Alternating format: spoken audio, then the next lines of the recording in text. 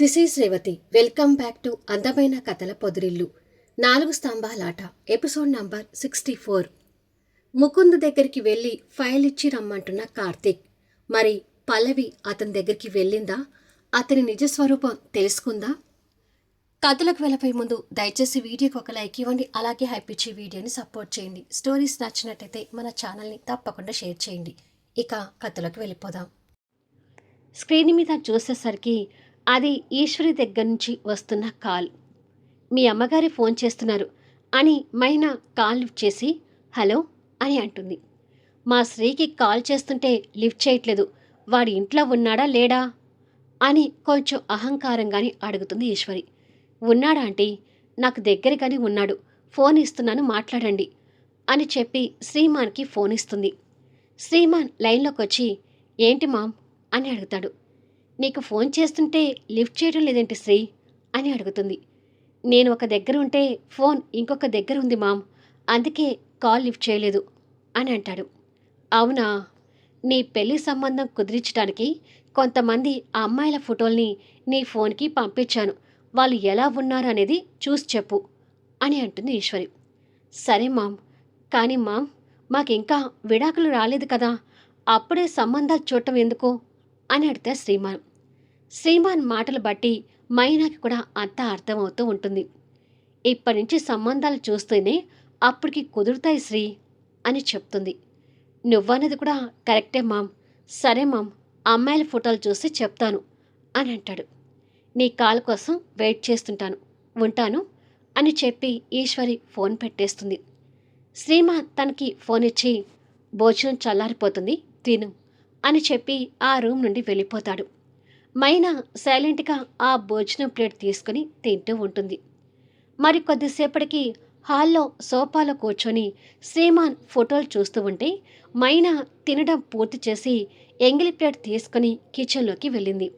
శ్రీమాన్ ఆ ఫోటోలు చూసి తల్లికి ఫోన్ చేసి నువ్వు పంపించిన వాటిలో కొంతమంది అమ్మాయిలని సెలెక్ట్ చేసి నీకు పంపించాను మామ్, కానీ నా సంగతి తెలుసు కదా, నాకు ఫ్రెష్ అమ్మాయి కావాలి, నా లైఫ్లోకి వచ్చే అమ్మాయి ఎవరిని ప్రేమించి ఉండకూడదు, వాళ్ళలో అలాంటి అమ్మాయి ఉంటేనే సంబంధాన్ని ఫిక్స్ చేసుకుందాం అని మాట్లాడుతూ ఉంటే సింక్ దగ్గర గిన్నెలు కడుగుతున్న అమ్మాయినా కావాలని ఆ మాటలు వినకపోయినా శ్రీమాన్ మాట్లాడిన మాటలు చెవిలో పడుతూనే ఉంటాయి.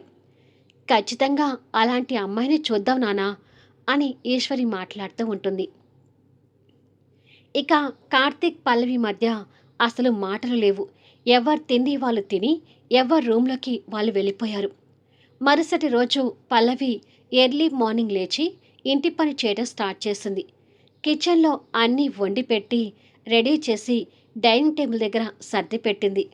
ఆటోలో వెళ్ళటం కాబట్టి త్వరగా రెడీ అయిపోయి కార్తీక్ కంటే ముందే ఆఫీస్కి వెళ్ళిపోయింది.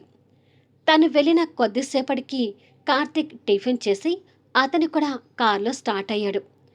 కార్తీక్ ఇలా కొంత దూరం వెళ్ళగానే ముకుంద్ నుంచి కాల్ వస్తుంది. Car side copy call lift చేసి హలో అని అంటాడు. నీకు పంపించిన ఫైల్ చెక్ చేసి మళ్ళీ నాకు పంపించమని చెప్పాను కదా, ఇంకా ఆ ఫైల్ నా దగ్గరికి రాలేదు కార్తీక్ అంటాడు ముకుంద్. అది ఫైల్ మీకు పంపించడానికి ఇవాళ మేనేజర్ అనంత్ లీవ్లో ఉన్నాడు, ఆ ఫైల్ రేపు పంపిస్తాను అంటాడు కార్తీక్. ఇక్కడ ముకుంద్ ఎదురుగా నిలబడి ఉన్న అనంత్ని చూస్తూ ప్రాజెక్ట్ రిజిస్ట్రేషన్ చేయించడానికి ఈరోజు ఖచ్చితంగా ఆ ఫైల్ కావాలి కార్తీక్, లేదంటే వర్క్ ఉండే కొద్దీ లేట్ అవుతుంది. అనంత్ లీవ్లో ఉంటే ఏమైంది, నీ పిఏ పల్లవి ఉంది కదా, తనతో పంపించు అని అంటాడు. పల్లవితోనా అంటూ సందేహంలో ఆగిపోతాడు. హా, పల్లవితోనే, తను నీ పిఏ కాబట్టి ఇలాంటి వర్క్స్ కూడా చేయాలి కదా, ఫైల్ చాలా ఇంపార్టెంట్ కాబట్టి నేను తొందరపడుతున్నాను, సో పల్లవితో ఫైల్ పంపించు అంటాడు ముకుంద్. సరే, కాసేపట్లో నేను ఆఫీసులో ఉంటాను, ఆ ఫైల్ పల్లవికి ఇచ్చి పంపిస్తాను అని చెప్పి కార్తీక్ కార్ స్టార్ట్ చేసుకుని వెళ్తుంటాడు. పల్లవిని రప్పించుకోవాలనుకునే మీ ప్లాన్ సక్సెస్ అంటూ అనంత్ నవ్వుతుంటే నీకోసం వెయిటింగ్ పల్లవి, త్వరగా వచ్చేసేయ్ అని ముకుంద్ కన్నింగ్ స్మైల్తో అనుకుంటాడు. అన్నట్టుగానే కార్తీక్ ఆఫీస్కి చేరి తన సీటు దగ్గరికి వచ్చి తనకి ఫైల్ ఇస్తూ ఈ ఫైల్ ముకుంద్కి ఇచ్చి రావాలి అని చెప్తాడు. కూర్చొని ఉన్న పల్లవి అది విని నిర్ఘాంతపోతుంది. ఏంటి అలా చూస్తున్నావు? నీకే చెప్పేది, ఫైల్ తీసుకుని ముకుంద్ ఆఫీస్కి వెళ్ళి ఈ ఫైల్ అతనికి ఇచ్చేసిరా అంటాడు కార్తీక్. అది నేను వెళ్ళటం ఏంటి సార్ అని కంగారుగా అడుగుతుంది. అనంత్ ఉంటే అతనితో పంపించేవాణ్ణి, కానీ అతని ఇవాళ లీవ్లో ఉన్నాడు. ఈ ఫైల్ ముకుంద్కి అర్జెంటు. నీ ఫోన్లో ఆల్రెడీ వాళ్ళ ఆఫీస్ అడ్రస్ షేర్ చేశాను, క్యాబ్ కూడా బుక్ చేశాను, వెళ్ళి ఫైల్ ఇచ్చేసిరా అని అంటాడు. కానీ పల్లవికి వెళ్ళటం ఇష్టం లేక కూర్చున్న చైర్లో నుంచి కూడా లేవకుండా చూస్తుంటుంది. ఏంటి పల్లవి, ఇంకా అంతే కూర్చున్నావు, త్వరగా వెళ్ళు అంటాడు కార్తీక్. పల్లవి లేచి నిలబడి, అది సార్, ఫైల్ రేపు పంపించవచ్చు కదా అని అంటుంది. ఇవాళ అర్జెంట్ అని చెప్తుంటే వినిపించుకోమేంటి అని ఫైల్ తన చేతిలో పెడతాడు. పల్లవి ఆ ఫైల్ వైపు చూస్తూ ఉండగానే కార్తీక్ వెళ్ళి చైర్లో కూర్చొని, అక్కడికి వెళ్ళి ఫైల్ ఇచ్చాక నాకు ఒకసారి ఇన్ఫామ్ చేయి అని చెప్పి ల్యాప్టాప్లో వర్క్ చూసుకుంటూ ఉంటాడు. ఇక తప్పదని పల్లవికి అర్థమై హ్యాండ్ బ్యాగ్ తగిలించుకొని ఫైల్ తీసుకుని కంగారుగానే క్యాబిన్ నుండి బయటకు వస్తుంది. లత, లక్ష్మి వాళ్ళలో ఎవరినైనా తోడుగా తీసుకువెళ్ళాలని వాళ్ళని చూస్తుంది. కానీ ఇద్దరు వర్క్లో తలమునకలై కనిపిస్తుంటారు. ఇక వాళ్ళని కూడా కదిలించలేక బయటకు వస్తుంది. తను అక్కడికి వచ్చేసరికి క్యాబ్ రెడీగా ఉంటుంది. కూర్చోగానే క్యాబ్ స్టార్ట్ అవుతుంది. కొద్దిసేపటికి ముకుంద్ గ్రూప్ ఆఫ్ ఇండస్ట్రీస్ ముందు క్యాబ్ ఆగుతుంది. పై ఫ్లోర్లో ఉన్న ముకుంద్ విండోల నుంచి తను దిగటం చూసి నవ్వుతుంటాడు. కొద్దిసేపటికి పల్లవి వాడి ఆఫీస్లో అడుగు పెడుతుంది. రిసెప్షన్ దగ్గరికి వెళ్ళి, నా పేరు పల్లవి, ఈ ఫైల్ మీ ముకుంద్ సార్కి ఇస్తారా అని అడుగుతుంది. మీ గురించే మా సార్ వెయిట్ చేస్తున్నారు మేడం, మీరు రాగానే వెంటనే పంపించమన్నారు, ఫైల్ తీసుకుని మీరే క్యాబిన్లోకి వెళ్ళండి అంటుంది రిసెప్షనిస్ట్. నేనెందుకు, మీరు ఫైల్ తీసుకువెళ్ళి ఇవ్వచ్చు కదా అని అంటుంది.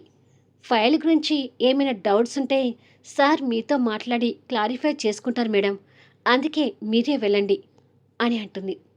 లోపలికి వెళ్ళడం ఇష్టం లేకపోయినా సరే అని చెప్పి పల్లవి వెళ్తుంటే ముకుంద్ కూర్చొని సీసీ ఫుటేజ్లో అదంతా చూస్తూనే ఉంటాడు. పల్లవి డోర్ దగ్గరికి వచ్చి ఏదో ఫైల్ చూస్తున్నట్టుగా నటిస్తున్న ముకుంద్ని చూసి, మే ఐ కమింగ్ సార్ అని పర్మిషన్ అడుగుతుంది. ముకుంద్ అప్పుడే చూస్తున్నట్టుగా నటిస్తూ, నీకు పర్మిషన్ ఏంటి పల్లవి, లోపలికి రా అని అంటాడు. వాడి మాటల్ని కోపంగా వింటూనే దగ్గరకొచ్చి, నాకు పర్మిషన్ ఎందుకు ఉండదు సార్, పర్మిషన్ తీసుకుని రావడమే కరెక్ట్ అని అంటుంది. అతను నవ్వుతూ, అందుకే పల్లవి, నువ్వంటే నాకు అంత ఇష్టం అని అంటాడు. వాడి మాటలకి ఆశ్చర్యంతో కోపంగా చూస్తుంటుంది. తన కోపం చూసి తడబడుతూ, అదే పల్లవి, ఛాన్స్ ఇచ్చినా కూడా అడ్వాంటేజ్ తీసుకోవు, ఈ విషయంలోనే నువ్వు నాకు బాగా నచ్చుతావని అర్థం అని అంటాడు. అక్కడ ఉండటానికి కూడా చిరాకు పడుతూ ఫైల్ ఇచ్చి, ఇక నేను వెళ్తాను సార్ అని అంటుంది. అరే పల్లవి, ఏంటి అంత తొందర, నేను ఇక ఫైల్ ఓపెన్ కూడా చేయలేదు కదా అని అంటాడు. ఫైల్ అంతా కరెక్ట్గానే ఉంది సార్, మీకు ఎలాంటి డౌట్స్ రావు అని అంటుంది. నేను ఫైల్ చూస్తే నాకు డౌట్స్ వస్తాయా రావా అనేది అప్పుడు అర్థమవుతుంది, ప్లీజ్ బీ సీటెడ్ అని చైర్ చూపిస్తాడు. పల్లవి ఇక తప్పక కూర్చుంటుంది. ఏం తీసుకుంటారు చెప్పు, టీ, కాఫీ అని అడుగుతాడు. నాకేమీ వద్దు, నేను త్వరగా వెళ్ళాలి, ఫైల్ చెక్ చేసుకోండి అని సమాధానం ఇస్తుంది. ముకుంద్ ఫైల్ చూస్తున్నట్టుగా నటిస్తూ తనని ఓరకంట గమనిస్తూనే, కార్తీక్ నిన్ను బాగా చూసుకుంటున్నాడా పల్లవి అని అడుగుతాడు. ఆ ప్రశ్నకి విస్తుపోతూ, ఇప్పుడు మా పర్సనల్ విషయాలు ఎందుకు సార్, ముందు మీరు ఫైల్ కంప్లీట్గా చూడండి అని అంటుంది. ఫైల్ చూస్తూనే నీతో మాట్లాడుతున్నాను పల్లవి, అసలు నీ లైఫ్ అలా కాకుండా ఉండాల్సింది, నేను చూస్తుంటే బాధగా ఉంది. ఆ కార్తీక్కి ఎప్పుడు మైనా ధ్యాస తప్ప నీ గురించి కాస్త కూడా ఆలోచించడు, అసలు ఆ కార్తీక్ నీకు తగ్గినవాడు కాదనుకుంటా అని మాట్లాడుతూ ఉంటే, షటప్ సార్ అంటూ పల్లవి కోపంగా లేచి నిలబడుతుంది. తన కోపాన్ని చూస్తూ ముకుంద్ కూడా లేచి నిలబడతాడు. మీ ఇష్టానికి మీరు ఏదేదో మాట్లాడుతున్నారు, అసలు మీతో నాకు అనవసరం, ఫైల్స్లో ఏదైనా డౌట్స్ ఉంటే మా కార్తిక్ సార్కి ఫోన్ చేసి క్లారిఫై చేసుకోండి. గుడ్ బాయ్ అని చెప్పి డోర్ తీసుకుని వెళ్ళబోతుంటే, నాకు వచ్చిన డౌట్స్ పట్టించుకోకుండా నన్ను లెక్క చేయకుండా వెళ్తున్నావని కార్తీక్కి ఫోన్ చేసి చెప్పమంటావా పల్లవి అని వినిపిస్తుంది.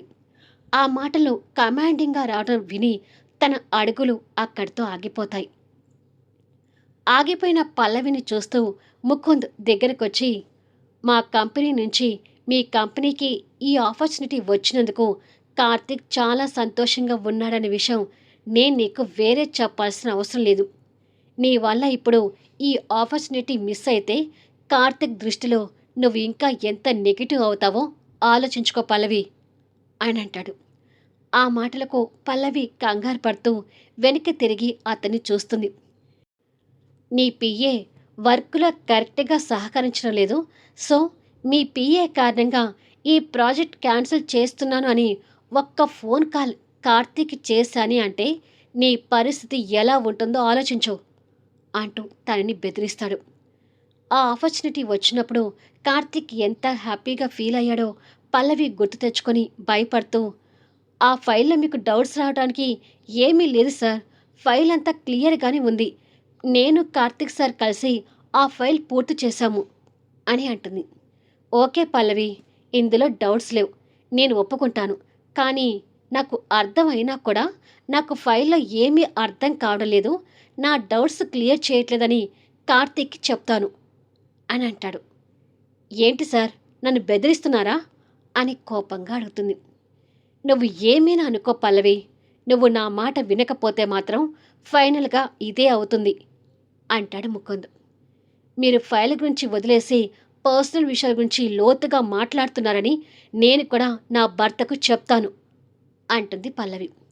అది విని వాడు విషపు నవ్వుతో పకపక నవ్వుతుంటాడు. వాడి నవ్వు అర్థం కాక కోపంగా చూస్తుంది.